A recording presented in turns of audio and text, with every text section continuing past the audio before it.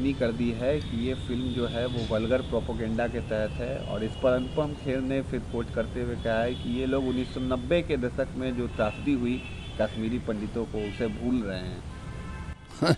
वो जो कह रहे हैं बिल्कुल सही बात कह रहे हैं।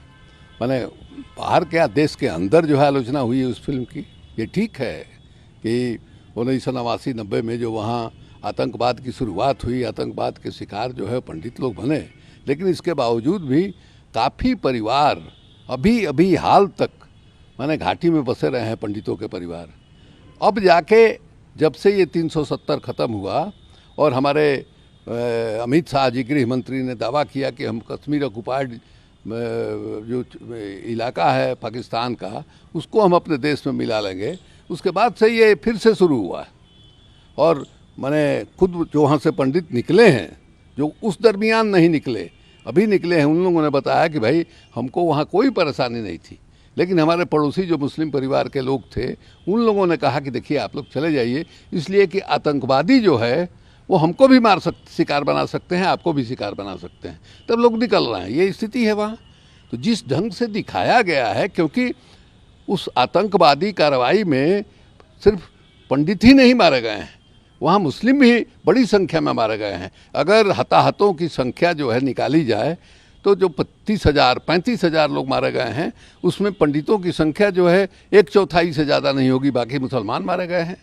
तो एक तरफा जिस ढंग से दिखाया गया है, और अनुपम खेर तो बोलेंगे ही, अनुपम खेर की फिल्म है, मैंने करोड़ों करोड़ उन्होंने कमाई, बिजनेसमैन का जो बुद्धि होता है उसका उन्होंने इस्तेमाल किया और सरकार का समर्थन मिला, और नतीजा है कि सुना है कि भारी भारी प्रॉपर्टी लोगों ने खरीदा है।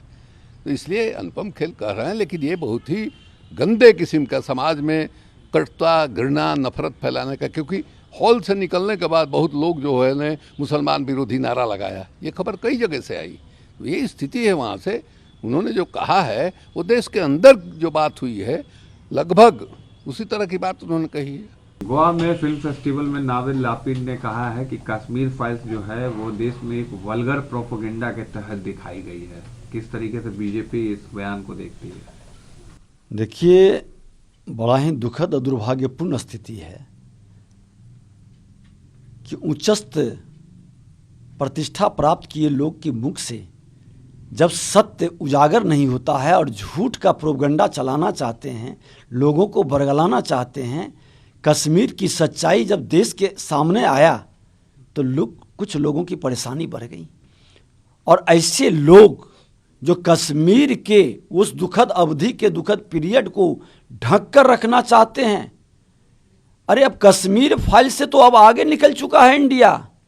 700 वर्ष और 300 वर्ष की जो गुलामी 1000 वर्ष की है, उसके अंदर जो अत्याचार हुआ, बख्तियार खिलजी जैसे लोगों के द्वारा हमारी सांस्कृतिक विरासत को नष्ट किया गया, मेरे नालंदा विश्वविद्यालय को जलाया गया, यहाँ के माँ बहनों के साथ, यहाँ के प्रतिष्ठा के साथ, यहाँ के मान सम्मान स्वाभिमान के साथ खिलवाड़ किया गया। अब तो उस पर फिल्म बनानी चाहिए, लेकिन ये लोग कश्मीर फाइल पर ही लटके हुए हैं। कश्मीर में तो जो दिखाया गया है वो बहुत थोड़ा सा दिखाया गया है, उससे बड़ा अत्याचार हुआ है, क्योंकि वो जम्बू द्वीपे भारतवर्ष भरतखंडे का अंश है, और उस जम्बू द्वीप को जिसने भी कलंकित और अपमानित किया है और उसको ढकने का जो भी प्रयास करता है वो राष्ट्र का हितैषी नहीं है। ऐसे लोग फिर राष्ट्र के प्रति कोई सहानुभूति नहीं रखेगा उस व्यक्ति से।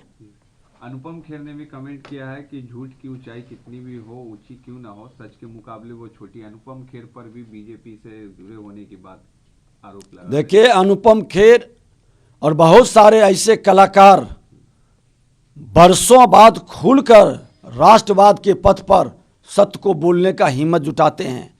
फिल्मी कलाकार राजनेता के तरह हैं। राजनेता वोट के लोभ में अपने मान सम्मान स्वाभिमान सांस्कृतिक विरासत का अपमान सब सह लेता है, क्योंकि वोट कहीं गड़बड़ा ना जाए। उसी तरह से उन लोगों के साथ भी लाचारी होती। लेकिन आज पहली बार हम लोग अब देख रहे हैं कि खुल करके अच्छे बड़े कलाकार खुल करके सत्य को बोल रहे हैं, सत्य को उजागर कर रहे हैं। मैं धन्यवाद देता हूं ऐसे लोगों को।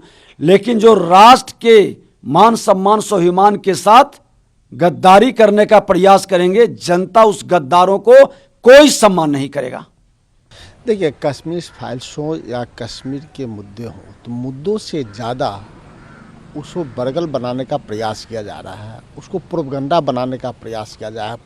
प्रोपगंडा के बदौलत भारतीय जनता पार्टी राजनीति करना चाहती है, जिसके दबाव में अनुपम खेर साहब कौन है, भारतीय जनता पार्टी के सदस्य हैं, भारतीय जनता पार्टी के सांसद हैं, तो उनसे राष्ट्र के लिए अच्छी बात कैसे सोची जा सकती है, तब जब उनके नेता आदरणीय प्रधानमंत्री जी आज भी 1 दशक से ज़्यादा गुजरात में मुख्यमंत्री रहे, आज 1 दशक होने को है, कुछ दिनों के बाद देश के प्रधानमंत्री हैं, तब भी गुजरात में जाके वो प्रोपगंडा पे चुनाव जीतना चाहते हैं, हिंदू मुस्लिम पे चुनाव जीतना चाहते हैं और भड़काऊ भाषण पे जीतना चाहते हैं, लोगों को डरा के जीतना चाहते हैं।